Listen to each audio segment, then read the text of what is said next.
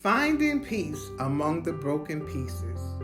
How do we find peace in such a fragmented world? Areas of our lives that is broke, dreams that are shattered, overwhelming dysfunctions. This video is dedicated to those that are in search of this peace, which is beyond our understanding or our comprehension. It is also dedicated to those whose lives have been deeply impacted during this COVID-19 pandemic. While we are all consumed with the devastating reports given daily through the news, we must continue to stay prayerful and send positive healing energies to the victims and their families.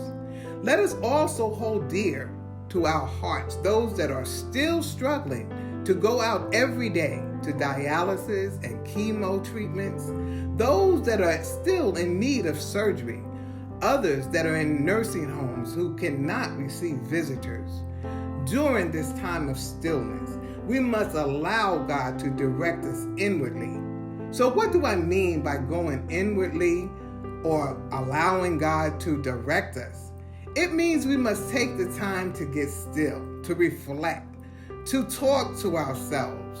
And even more importantly, during this inner dialogue, we must be willing to be open and truthful with ourselves. Things that we begin to see in ourselves as weaknesses in our lives, we must ask God for strength in those areas. In the unhappy places, ask God for joy and compassion. We can heal never by spewing out frustrations onto others. Being short with others does not make us stand taller. Making excuses why we cannot do things will never help us to succeed or move forward.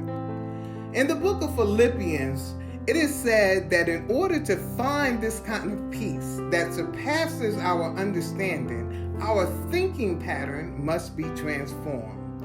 We must begin to think on things that are honest, just, pure, lovely, and of a good report. The scriptures also reminds us when the disciples were caught in a storm upon a rough sea, and Jesus was in the hinder parts of the ship asleep.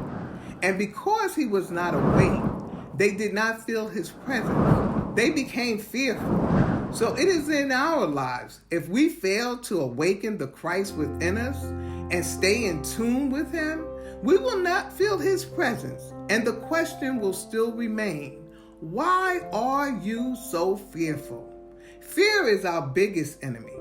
We must get the reassurance of our Christ consciousness and rebuke the winds that trouble us. And we must begin to speak peace into the areas of our lives. During this perilous time, hold fast to the one that gives perfect peace.